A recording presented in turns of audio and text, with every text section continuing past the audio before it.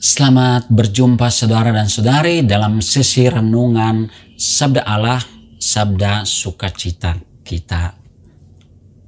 Bapak, Ibu, dan saudara-saudari yang terkasih dalam Tuhan kita Yesus Kristus.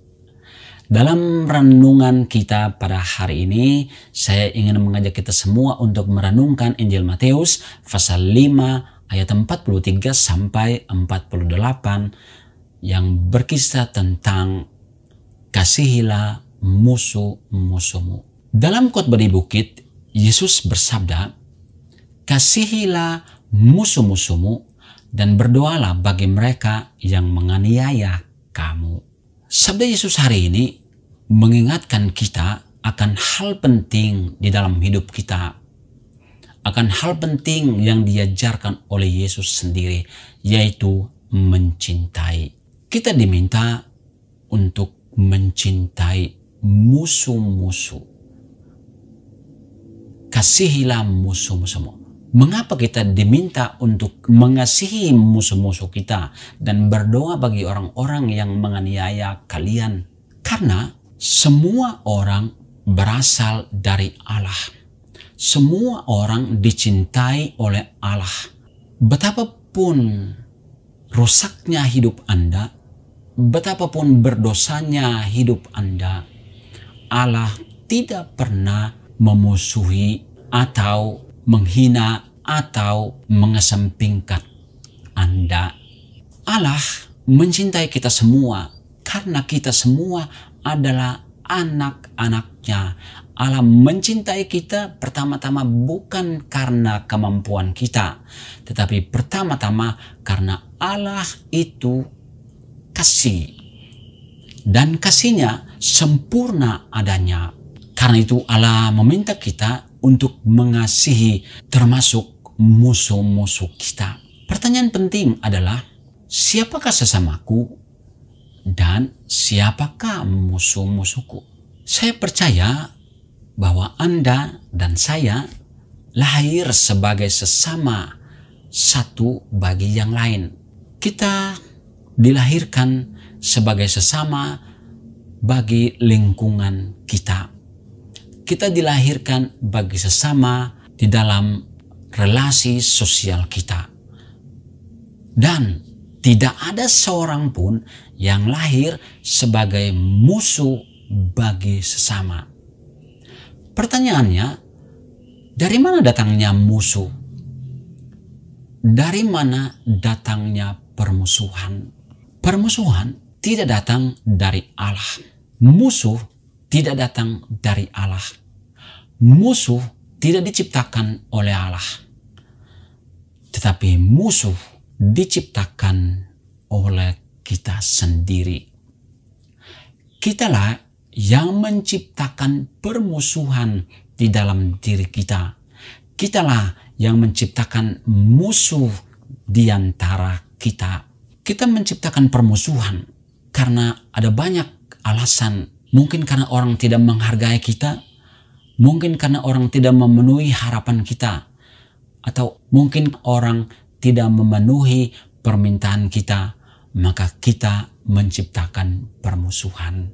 Permusuhan tidak datang dari Allah, karena Allah adalah kasih dan kasihnya sempurna. Itu berarti tidak ada tempat di dalam hati Allah untuk permusuhan atau untuk musuh. Hati Allah hanya dipenuhi dengan cinta kasih. Hati Allah hanya dipenuhi oleh belas kasihan. Karena itu, Yesus meminta kita, orang-orang yang percaya kepadanya, untuk mengasihi musuh-musuh kita dan berdoa bagi mereka yang menganiaya kita. Alasan terdalamnya adalah karena kita semua adalah anak-anak Allah dan Allah tidak pernah membenci siapapun. Kita semua berharga di mata Allah, kita semua dicintai oleh Allah. Dan karena itu, Yesus mau agar setiap murid yang percaya kepadanya harus mencintai semua orang tanpa batas. Bahkan orang-orang yang Anda rasa sebagai musuh. Permusuhan mengkerdilkan cinta Anda.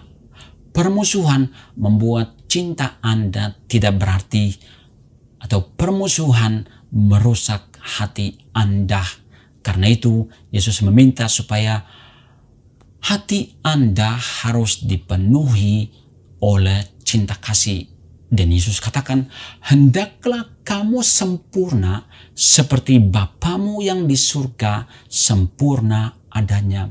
Apa artinya? Bagi saya, hal itu berarti di dalam hati kita tidak boleh terisi permusuhan. Kita tidak boleh menciptakan musuh di dalam hati kita. Kita tidak boleh menciptakan permusuhan, kebencian di dalam hati kita, karena kita semua adalah anak-anak Allah. Kita mencintai sesama bukan supaya mereka senang akan diri kita, atau bukan supaya maksud tertentu dalam diri kita tercapai. Bukan.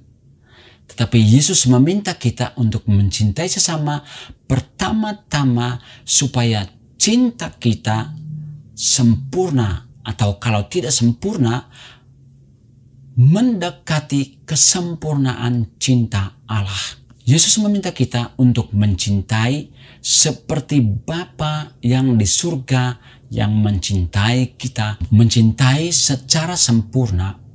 Maka Anda tidak memiliki musuh. Kalau Anda mencintai secara sempurna, maka hati Anda tidak dipenuhi oleh permusuhan.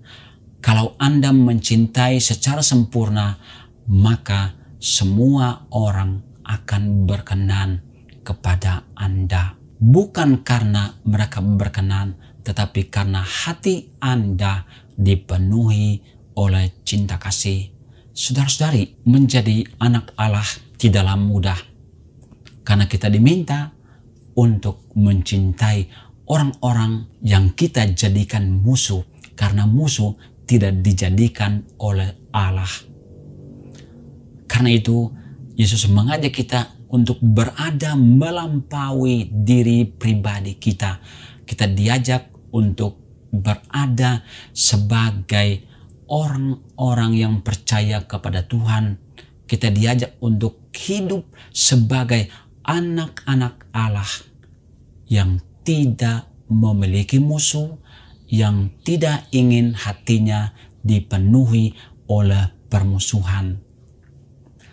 Saudara-saudari yang terkasih dalam Tuhan kita Yesus Kristus, isilah hatimu dengan cinta kasih dan berdoalah agar Tuhan menambah dalam dirimu roh cinta kasih, agar cintamu mendekati kesempurnaan cinta Allah, agar Anda mencintai sesama bukan dengan cinta manusiawi, tetapi dengan cinta Allah, dengan cinta ilahi.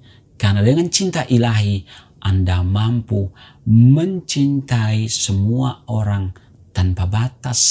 Marilah kita mohon agar hati kita dipenuhi oleh cinta kasih, dan agar kita mampu menyebarkan cinta kasih Allah yang sempurna itu di dalam hidup kita, di mana saja kita berada. Amin. Tuhan memberkati dan mengaruniakan keberhasilan, kesuksesan dalam hidup Anda.